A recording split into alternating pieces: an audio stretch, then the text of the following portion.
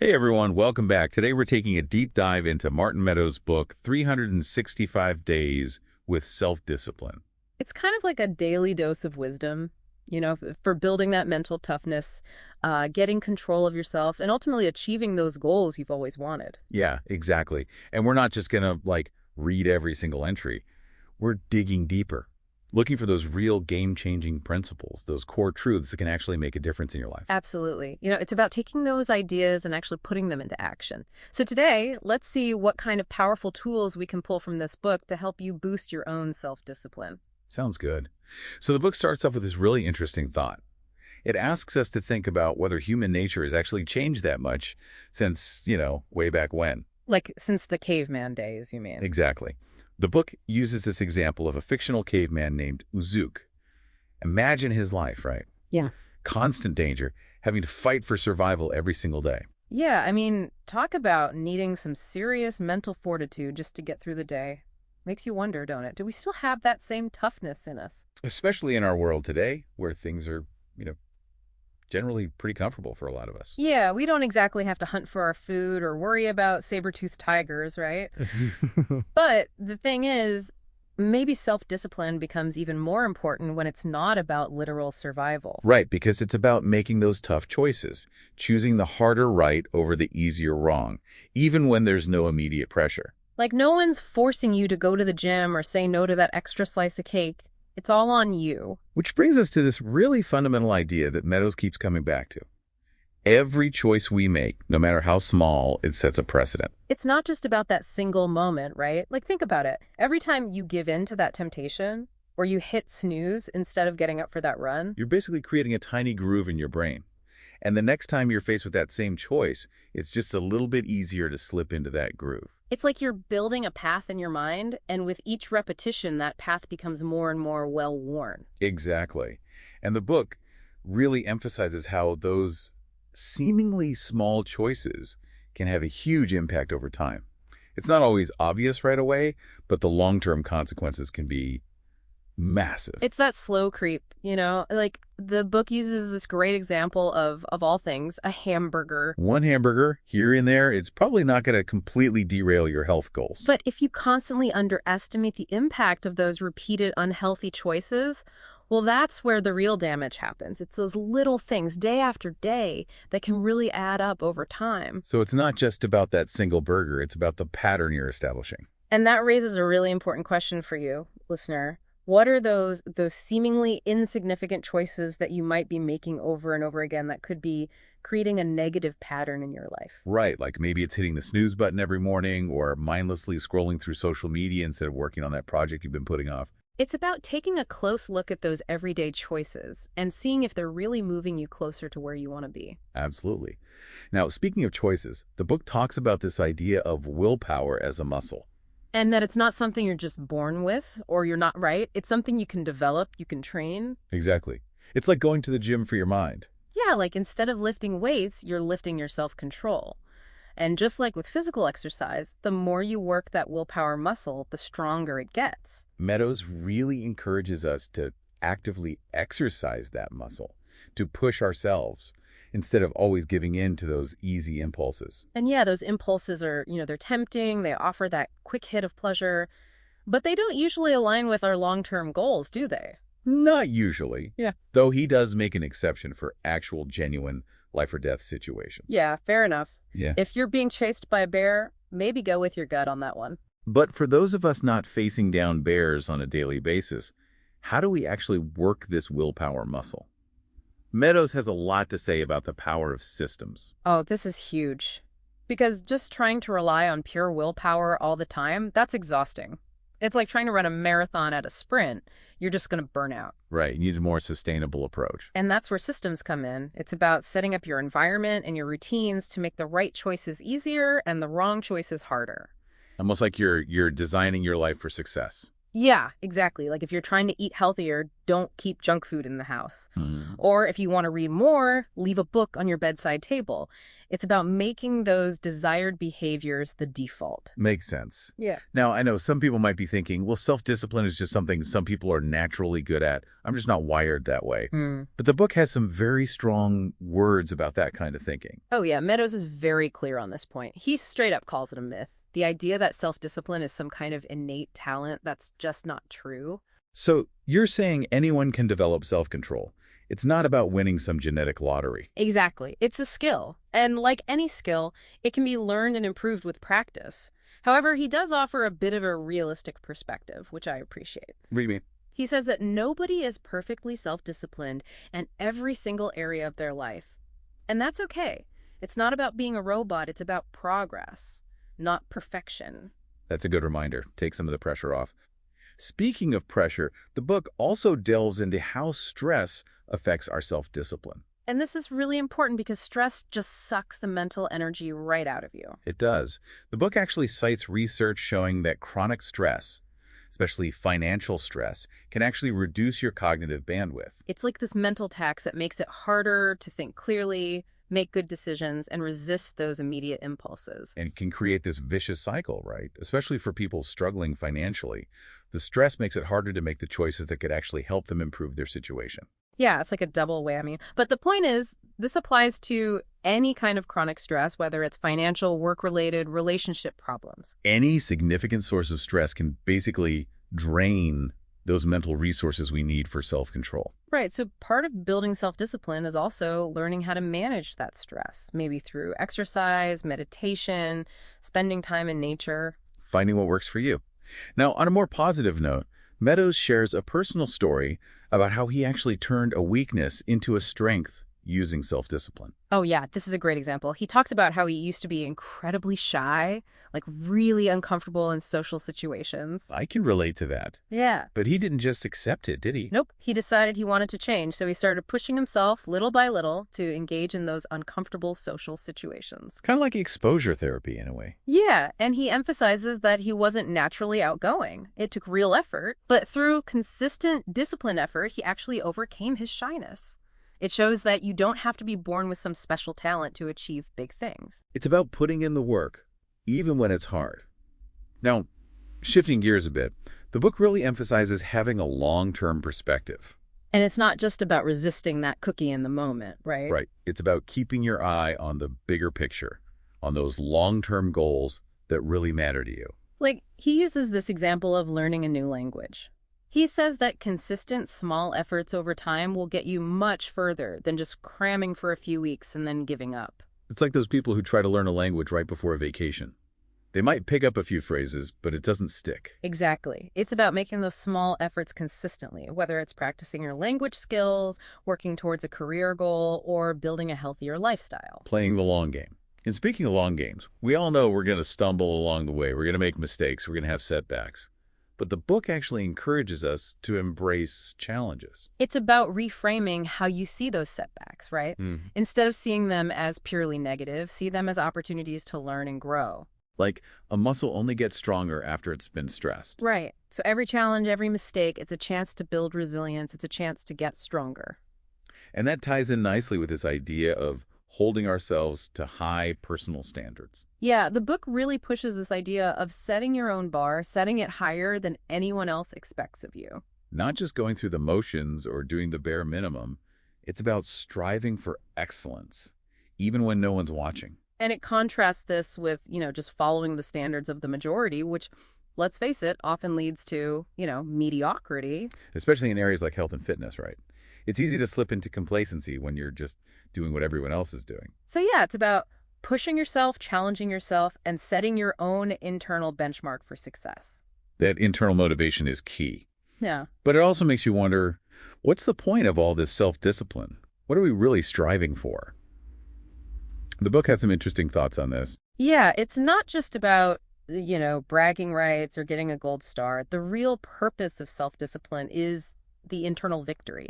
It's about conquering those urges, those weaknesses, those self-sabotaging behaviors. It's about becoming the master of your own mind. Exactly. And the book actually quotes Pierre de Coubertin, the founder of the modern Olympic Games, on this. He said there's no finish line, there's no podium for self-discipline, it's an ongoing journey. A journey of self-mastery. Now, for those of us just starting out on this journey, maybe feeling a little overwhelmed, the book has some advice on where to begin. Yeah, don't try to do everything at once. The key is to start small. Pick 1 or 2 areas where you want to improve and focus on those. So don't try to overhaul your entire life overnight. Right. The book quotes Epictetus, who said, "Discipline yourself in small things and gradually progress to things of greater value." It's like building a foundation. Start with the small bricks, and then you can build something amazing. Baby steps, but consistent baby steps. Now, we live in this age of, information overload, right? So the book also talks about being disciplined with how we consume information. Oh, yeah. This is so important. It's easy to fall into this trap of, just passively absorbing whatever's thrown at us online. But the book really encourages us to be more critical, to question what we're reading, to consider different perspectives. Not just taking everything at face value. Right. And it cautions against mental laziness, which I think is a great term. It's about being an active participant in your own learning, not just a passive consumer. So think critically, do your own research, and don't just believe everything you see on the internet. Seems pretty straightforward. Now, let's talk about the why behind all this effort. Why bother with self-discipline in the first place? The book draws a connection between discipline and happiness, which is interesting. Yeah, and this isn't just some fluffy feel-good stuff. Meadows argues that embracing self-discipline can actually make you happier in the long run. How so? Well, he says that voluntarily choosing to do hard things, living the hard way, as he puts it, actually builds resilience. And that resilience makes life easier overall. Interesting. So it's not about making life harder. It's about building the strength to handle whatever life throws at you. Exactly. And he also talks about how giving up certain immediate pleasures, like unhealthy foods or excessive screen time, can significantly improve your well-being, both physically and mentally. It's about aligning your actions with your values, even when it's not the easy choice. Right. Ultimately, self-discipline is about connecting with our higher selves, not just indulging our immediate impulses. So it's not about deprivation. It's about investing in a better, happier future. I'm sure we've all had those moments where we're working towards a goal and it just feels draining. It's not the good kind of challenge. It's just sucking the life out of you. Oh, yeah, totally. And the book actually addresses that. It talks about the importance of distinguishing between different kinds of discomfort. There's the kind of discomfort that comes with growth, right? Pushing yourself outside your comfort zone, learning new things, that can be energizing. But then there's the kind of discomfort that just makes you feel miserable. And the book suggests that if a path consistently leads to that draining misery, it might be time to reevaluate. It's about making sure your efforts are aligned with what truly matters to you. And, sometimes you might need to make a course correction.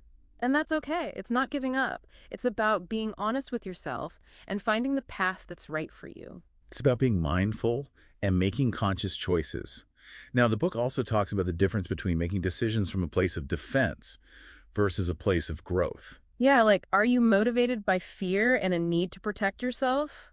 Or are you driven by a desire to learn, expand, and become a better version of yourself? It's a subtle but important distinction, isn't it? Definitely. And the book encourages us to take more risks, to step outside of our comfort zone, not let fear hold us back. It's about choosing growth over stagnation. So it's about facing those fears head on and taking those calculated risks that can lead to personal growth and ultimately greater freedom. Right, because you're expanding your world, your capabilities, your possibilities.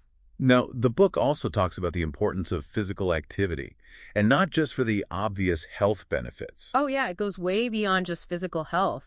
Exercise is presented as a way to train your mind as well. Like building resilience and toughness. Exactly. It's like if you can push yourself physically, you can push yourself mentally and emotionally as well. It's that whole mind-body connection, right? Yeah, and he quotes Mark Ripito, who says that a life without physical challenges makes us soft and unprepared for the mental, moral, and emotional challenges that life inevitably throws our way. So physical activity is a way to build that inner strength, that grit that can help us through any challenge. It's a form of mental training disguised as physical training. I like that. Now, for anyone listening who's ever felt like they don't quite fit in, maybe they feel a bit out of sync with the rest of the world, the book has some encouraging words about embracing your individuality. Oh, yeah. He talks about how feeling different, feeling out of step with everyone else, it's not necessarily a bad thing. It could be a sign that you're carving your own path, which most people never do. So it's not about conforming, it's about being true to yourself. Right. And he emphasizes that the rewards of being exceptional are often worth the struggles that come with being different. So embrace your uniqueness, even if it means facing some challenges along the way. Now, the book is called 365 Days with Self-Discipline, so clearly daily practice is important. But how do we actually cultivate self-discipline on a consistent basis? Well, he uses this really helpful analogy. He compares cultivating self-discipline to tending a garden. Interesting. So it's not something you just do once and then forget about it. Nope. It requires constant attention, daily effort, just like a garden needs watering and weeding and sunlight to thrive. It's about consistently nurturing those good habits. Yeah, and just like a garden can bring you beauty and nourishment, self-discipline can bring you a more fulfilling and successful life. That makes sense. Yeah. Now, while starting small is important, the book also talks about the need for having at least one big, ambitious goal. Oh, yeah. You got to have that big, hairy, audacious goal, that North Star that really pulls you forward. Something that really challenges you, something that you might even doubt you can achieve. But it's that challenge that brings out the best in you, right? It's where you really push your limits and experience the most growth. It's about having that vision that inspires you to become the best version of yourself. And speaking of pushing limits, the book shares some specific techniques for building self-discipline. One that stood out was the 0-second rule. Yeah, this is a great technique for fighting procrastination. It basically means that the moment you catch yourself procrastinating, you stop immediately and start working on whatever you're supposed to be doing. No excuses, no delays. 0 seconds between the urge to procrastinate and the decision to take action. It's a great way to break that procrastination cycle. A real mind hack. Now, the book also presents a slightly different take on the concept of moderation. Yeah, it cautions against using moderation as an excuse for mediocrity. Sometimes people mistake comfort and complacency for balance. Like they're staying within their comfort zone, not really pushing themselves. Exactly.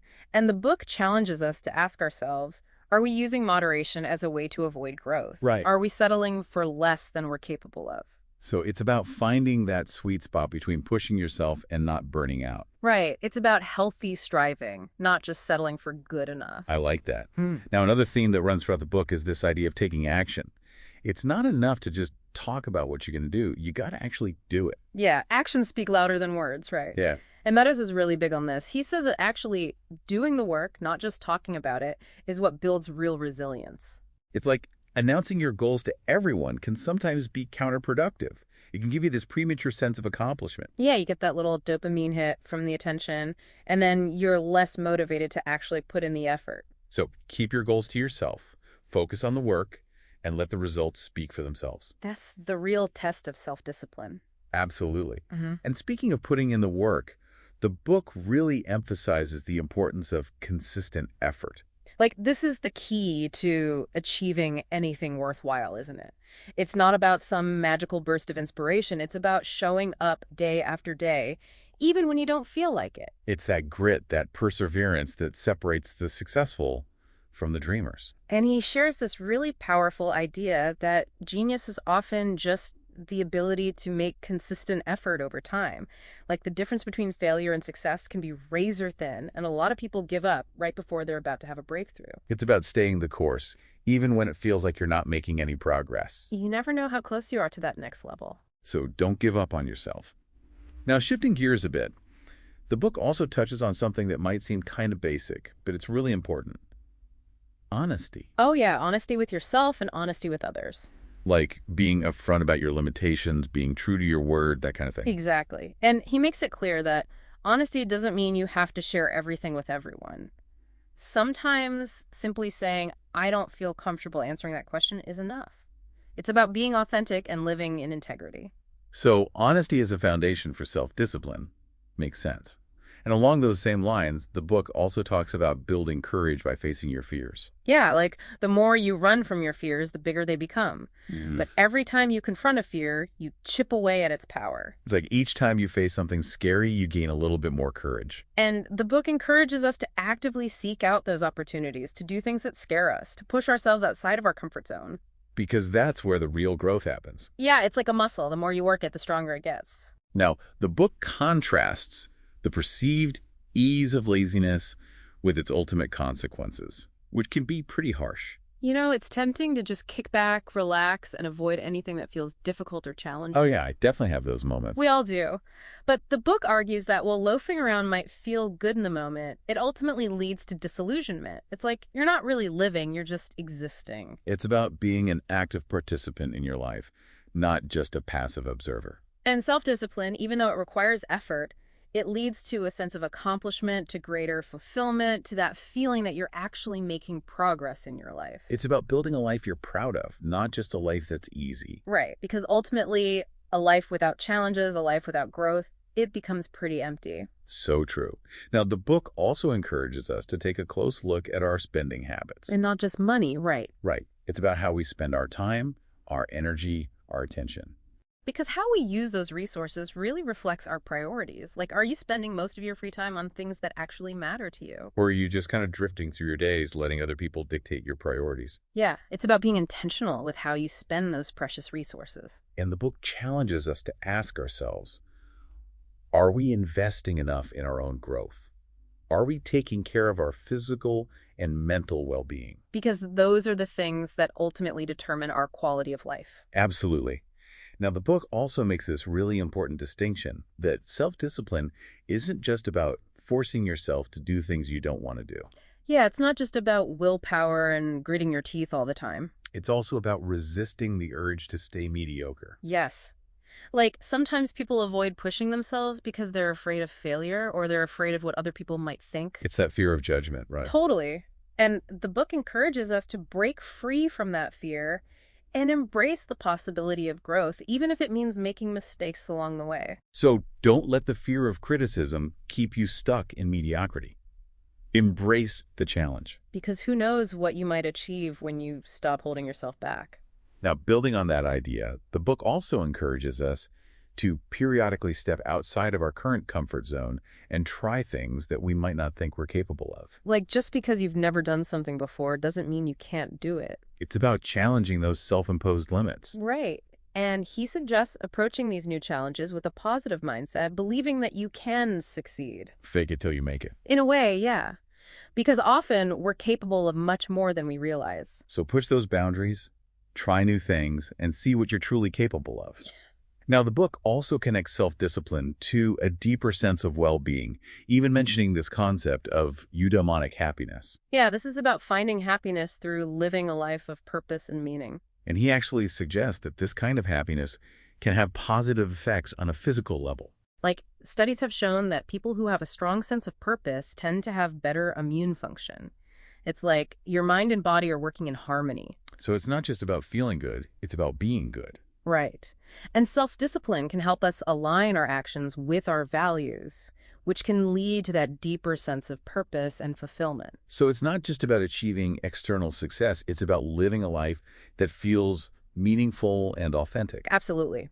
Now, the book also talks about balancing periods of intense action with a more sustainable long-term approach. Kind of like you sprint for a while and then you settle into a marathon pace. Yeah, that's a good analogy. He suggests using short bursts of intense effort to gain momentum, but making sure that your overall approach is sustainable over the long haul. So it's about finding that balance between pushing hard and pacing yourself. Right. And he uses his own book writing schedule as an example. He says he goes through these intense periods of writing, but then he takes breaks to recharge and avoid burnout. It's about knowing when to push and when to rest. And that takes self-awareness, right? It's about listening to your body and your mind. Absolutely. Now, the book also really emphasizes the importance of having a strong why behind your goals. Oh, yeah, this is huge. You got to have a compelling reason for doing what you're doing, something that really motivates you, especially when things get tough. Because there will be times when you want to give up. Definitely. And that's when your why will keep you going. It's that fuel that keeps you moving forward, even when the road gets bumpy. And he shares this incredible story of these teenage sisters who literally lifted a tractor off their dad after he got pinned underneath. Wow, that's amazing. Right. And the point is, they were able to do that because they had this incredibly powerful why. They were driven by love, by the desire to save their father. So it's about finding that deep emotional connection to your goals. Something that resonates on a soul level, because that's what will give you the strength to persevere when everything else is telling you to quit. Absolutely. Now, the book also talks about the often overlooked insidious nature of debt. Oh, yeah, this is a big one. And it's not just about financial debt, although that's a big part of it. It's about the debt we create when we constantly prioritize immediate gratification over long-term well-being. Like indulging in that extra dessert even though you know it's not good for you. Or putting off that important task that you know you should be doing. It's that instant gratification monkey on our back. And the book argues that this constant cycle of debt, whether it's financial, emotional, or even mental, it weakens our self-control and keeps us trapped in a cycle of instant gratification. So it's about being mindful of those debts we create, both big and small. And making conscious choices that move us towards freedom, towards abundance, towards a life where we're not constantly paying off those debts from our past. Now, all of this talk about self-discipline and hard work, it can make it sound like we're not supposed to have any fun, right? But the book actually suggests that working towards our goals shouldn't feel like a constant chore. Oh, yeah. It's not about making yourself miserable. It's about finding enjoyment in the process. Exactly. Like, if you hate going to the gym, you're probably not going to stick with it.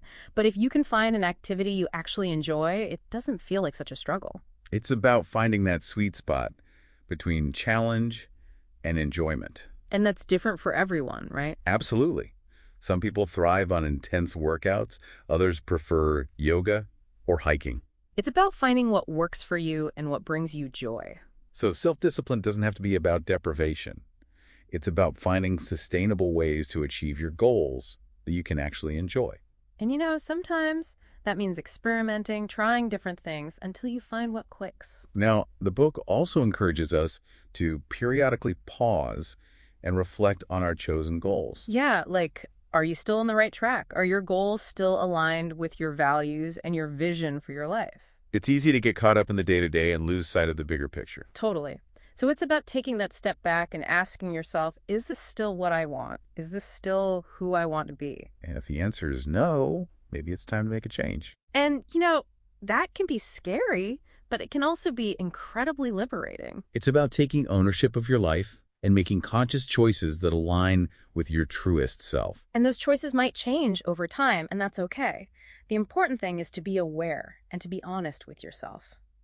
Absolutely. Now, the book also acknowledges that when you're striving for something meaningful, you're going to encounter critics. Oh, yeah, the hater's gonna hate, right? It's inevitable. Yeah. But the book advises against letting those negative voices derail your progress. It's about developing resilience to criticism. Learning to filter out the noise and focus on your own path. And sometimes that means surrounding yourself with supportive people who believe in you and what you're doing. Your tribe, your cheerleaders. Exactly. Because having that positive support system can make all the difference. Now, speaking of challenges, the book also offers a helpful perspective on how to view our mistakes. Instead of seeing them as failures, see them as learning opportunities. It's about adopting that growth mindset. Yeah, because mistakes are inevitable, especially when you're pushing yourself outside of your comfort zone. But they're not the end of the world.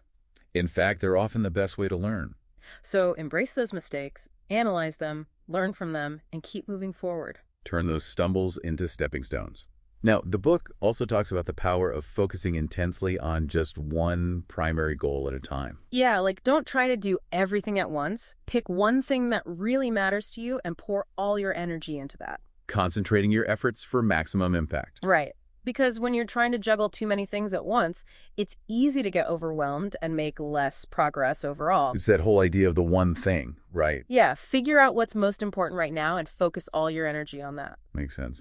Now, the book also introduces this concept of adopting a let's see what happens mentality when approaching new ventures.